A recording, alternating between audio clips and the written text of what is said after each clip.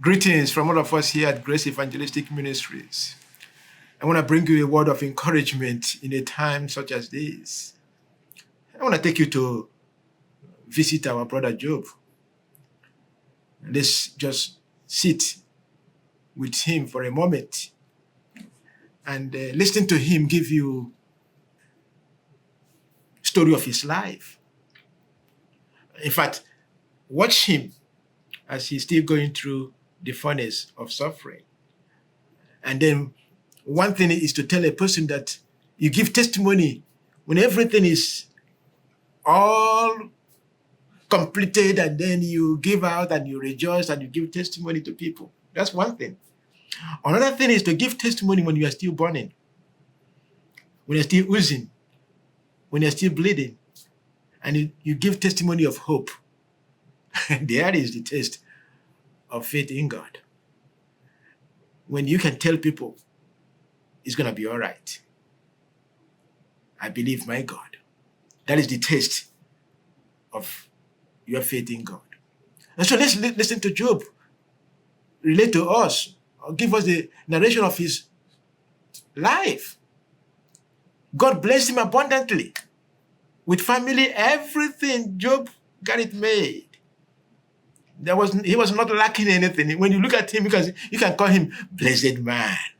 Indeed, he was blessed man. But he woke up one morning, those blessings, poof, poof, poof. Everything was taken out of him. Everything that he relied on, his wealth, everything, his bank account was empty. His friends were gone. Everybody deserted him, except 3 friends who came to be a pain somewhere, maybe around his neck or something. They came to encourage him. They became a pain to him. They became so judgmental that he couldn't take it from them. Have you been in that situation where everything has been taken away from you? Your friends gone? And Satan don't want to see you smile. He hates your white teeth. Satan doesn't like white teeth at all. If he can do anything to seal your mouth, he doesn't want you to smile. That's Satan.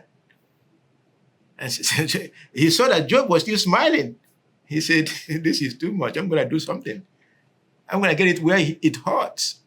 I'm going to get his body. I'm going to make him sick until he really knows what it means to have pain. And he did. And guess what? Despite everything, watch this man as he tells you his story. Look at him in the eye. And I'm going to read to you what he said to his friends. In Job 19, verse, in the midst of all these things, in verse 25, he says, as for me, I know that my Redeemer lives. Isn't that good? As for me, I don't know about you. I know that my Redeemer lives. And at the last, he will take his stand on the earth. Even after my skin is destroyed, yet from my flesh I shall see God, whom I myself shall behold, and whom my eyes will see, and not another. In other words, your eyes will not see it for me. My eyes will be the one to see the Lord.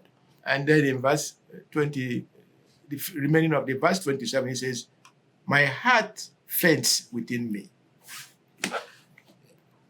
Job is not trying to belittle what was happening to him.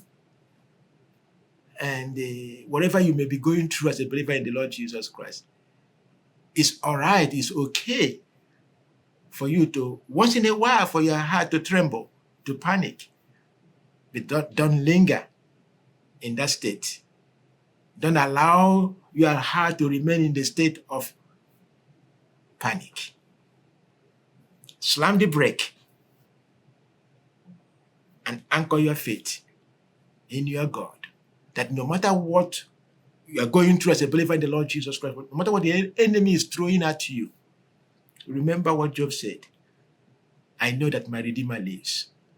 In fact, he said, God knows all that I take. When he has tried me, I shall come forth as gold, stronger, better, shiner than ever.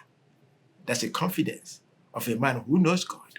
Like Daniel said, that those who know their God will work strong and do great exploits. Let me ask you, do you know your God? Are you waxing strong? Are you believing that he would accomplish the plan that he has for you? When you read Jeremiah 29:11, do you believe it? That he has a plan for you, not to destroy you, but to give you a future and a hope. And he will. Believe him, as I have. Until next time, may God richly bless you, my beloved.